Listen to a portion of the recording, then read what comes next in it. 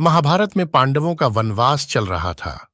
युधिष्ठिर ने सूर्यदेव को अपनी तपस्या से प्रसन्न करके एक अक्षय पात्र लिया था। इस खास बर्तन की विशेषता ये थी कि इसमें खाना हमेशा भरा रहता था। द्रौपदी जब भोजन कर लेती, तब अक्षय पात्र में उस दिन का खाना खत्म हो जाता, क्योंकि द्रौपदी सबसे अंत में ही खाना खाती थीं। जंगल में पांडवों के साथ और भी ऋषि मुनि रहते थे। सभी को अक्षय पात्र से ही भोजन मिल रहा था। दुर्योधन हमेशा यही कोशिश करता रहता था कि किसी तरह पांडवों की परेशानियां बढ़ाई जाएं। एक बार उसके महल में दुर्वासा ऋषि आए। दुर्योधन ने उनकी खूब आवभगत की। दुर्वासा और उनके शिष्यों को देख उसके दिमाग में एक योजना आई। उसने सोचा कि वनवास में पांडवों के पास खाना तो होता नहीं होगा, इसलिए दुर्वासा ऋषि को इनके पास भोजन के लिए भेज देता हूं। दुर्वासा ऋषि के साथ समस्या थी कि वे छोटी छोटी बात पर गुस्सा हो जाते थे और श्राप दे देते थे।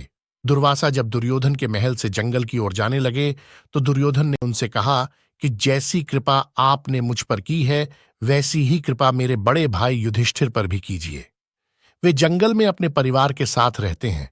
आप वहीं से गुजरेंगे तो उनके यहां भी भोजन कीजिएगा और उन्हें भी अपना आशीर्वाद दीजिएगा।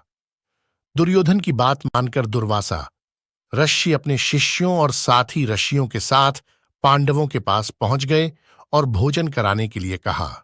उन्होंने युधिष्ठिर से कहा कि मैं अपने शिष्यों के साथ नहाने के लिए नदी की ओर जा रहा हूं। उसके बाद हम सभी भोजन करने आएंगे। उस समय सभी पांडवों ने और द्रौपदी ने भी खाना खा लिया था। इस कारण अक्षय पात्र खाली हो गया था। दुर्वासा को देखकर द्रौपदी दुखी हो गईं, क्योंकि वो जानती थीं कि दुर्वासा को भोजन नहीं मिला तो वे गुस्सा हो जाएंगे और श्राप दे देंगे। तब उन्होंने श्रीकृष्ण का ध्यान किया। कुछ ही देर में श्रीकृष्ण भी वहां पहुंच गए और उन्होंने द्रौपदी से अक्षय पात्र लेकर आने के लिए कहा। द्रौपदी बोली, मैंने भोजन कर लिया है, इसीलिए अक्षय पात्र खाली हो गया। अब इसमें कुछ नहीं मिलेगा। श्रीकृष्ण ने कहा, तुम अक्षय पात्र लेकर तो आओ। द्रौपदी ने जब अक्षय पात्र श्रीकृष्ण को दिया, तो उसमें साग का एक छोटा सा दाना लगा हुआ था। श्रीकृष्ण ने साग का वह दाना खा लिया और सोचा कि अगर मुझे तृप्ति मिल गई है तो सभी को तृप्ति मिल जाए। हुआ भी वैसा ही। नदी में नहाने गए दुर्वासा ऋषि और उनके शिष्यों की भूख भी अपने आप मिट गई। सबको ऐसा लगने लगा जैसे उन्होंने भरपेट खाना खा लिया है। उन्होंने सोचा कि अगर अब युधिष्ठिर के पास गए तो वो फिर भोजन कराएगा।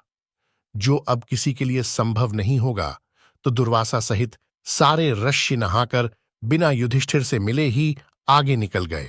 श्री कृष्ण परमात्मा हैं, उन्हें तृप्ति मिल गई तो दुर्वासा और उनके साथी ऋषियों की भी भूख शांत हो गई। द्रौपदी समझ गईं कि श्री कृष्ण हमें छोटी छोटी चीजों। दोस्तों, चैनल को सब्सक्राइब करके कमेंट में जय